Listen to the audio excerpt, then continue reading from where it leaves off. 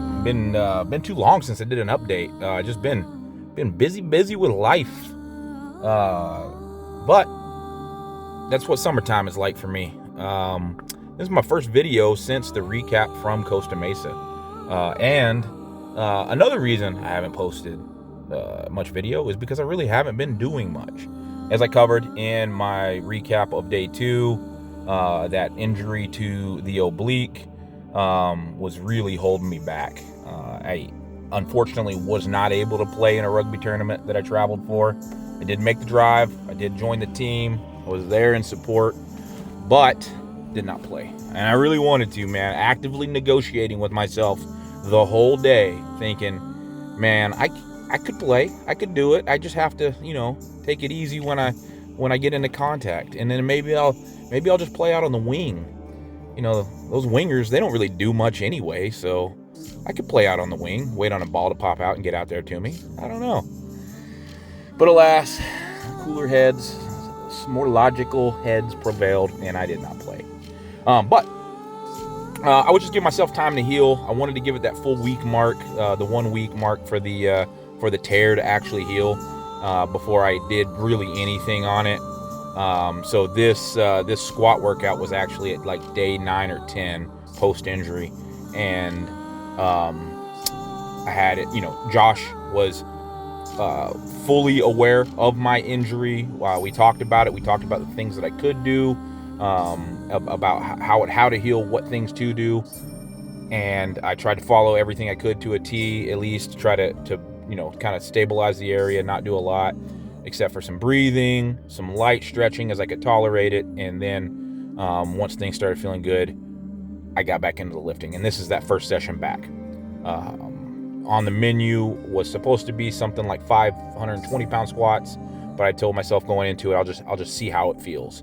Decided to wear a belt just to have something good, strong to brace against, and feel it out.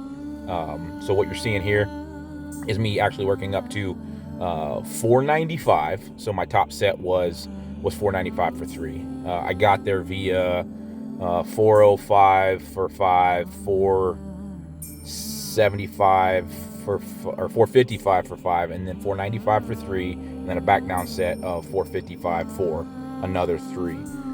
It felt great, really, to be honest. Like, other than the decondition from not having squatted, just the pressure of 500 pounds on your back, after having not really done any squats for the week prior to that. That aside, we're talking injury specific, the oblique felt great. I wasn't really noticing it as a problem at all during the lift. The lift went smooth. I wasn't collapsing down. My core just felt good and braced. So I think that giving it that little bit more than a week to heal up was really beneficial for it. And I'm really happy with where it was at. The 495, not incredibly heavy. Moved with about as much as fast as I would expect it to move, with the layoff from heavy lifting. And basically, yeah, like really more than 2 weeks, or right around 2 weeks between squat sessions. When you consider the week leading into competition where I wasn't doing a lot except for practice. So yeah, happy with it. Happy that I can get back after it. Since then, you're going to see here, I had a lightweight throwing session, throwing the lightweight. And then got out, taught a clinic. That felt pretty good. Yeah, I'm not going to say I'm 100%, but I feel a lot better than I did going into this squat workout. These things like this can mess with your head, or at least for me. I'm sure you other serious athletes out there can relate. But I mean, I was borderline depressed before this workout, and not like, I don't want to make light of anybody's mental ailments. I don't think I was like, depressed and I need to see a doctor and anything like that. But I was at a point where I was, at the very least, super, super bummed out. I didn't know what the rest of my season was going to look like. As I've said in previous videos, I don't have many seasons left as a pro thrower. I will throw probably for the rest of my life in some capacity, certain amount of times a year. But as a pro thrower, throwing at the level that I'm at now with the intent to get better still, to still have some PRs somewhere in me, I was pretty bummed leading up to these workouts. And then whenever I was able to test it and push myself, and it resulted in not feeling that bad, it was like the weight of the world off my shoulders. So it's kind of weird how that works out. Put a heavy weight on my shoulders, and it legitimately lifted a heavy weight off of my shoulders. Kind of crazy, weird to think about it like that. But yeah, super happy with that. And then the throwing session after that, my attitude towards life in general just got way better after I was done with these 2 days of training. So anyway, now into my lightweight throwing session. All right, first day back, post injury. Gonna test out this this oblique. See if I can get some lightweight throws in. Eat some watermelon. Cure all my ailments. At the very least, if I throw like shit, you'll at least get to look at some kites flying in the back.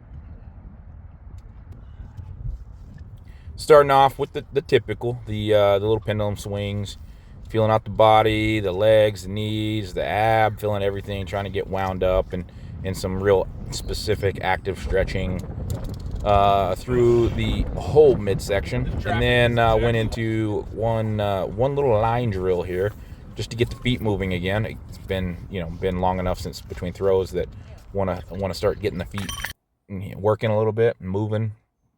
And then into my normal, I don't think I filmed it, but I did do some power throws, some standing power throws. But then into the cast and throw drill, working on balance. I was kind of thinking to myself, landing a little narrower here. Not excessively narrow, but trying to land a little bit more narrow intentionally, because if I don't think about that, landing with my feet like more in a shoulder width, like a shoulder width stance, then I oftentimes I'll land out of that cast like way too wide, and that'll really slow me down. It's hard to get around the left side when you're in that big wide open stance. I feel like it's just hard to rotate at the hip. So I had to think about landing in a more shoulder width stance. But then I went into some single turn throws, trying to figure out a little bit different pendulum here, just so I'm not worried so much about, like, I'm trying to make my low point a little more natural. But my main focus on this was getting that right foot turning, and timing that turn, I guess, that the start of the second turn. So letting that weight kind of get a little bit more out in front of me, just a little bit, just kind of just off the right hip a little bit before I start the sprint, just to not feel like I'm pulling the weight across the trig. After a few of those, and after it felt right, I got into the actual two turns, and I did dink around the start of the cast, my orientation, like where I'm facing. I don't think that full on facing out the side like we're seeing a lot of throwers do these days, because we got freaks like, of course, Spencer Tyler, Kyle Lilly, Berger Lambrex, all these freaks out there who can start full blown sideways. I ain't one of them. But I do think there is some merit to facing out the side a little bit, particularly if you want to gain a little bit of extra momentum, and you can control that and accurately and predictably get your feet back down in the right position, not too closed off. Might be worth a shot for you. So, yep, that was the focus for the training, other than just getting out there for the first time post-injury. So yeah, feeling good, ready to be back. I'm back. Salt Lake City, here we come.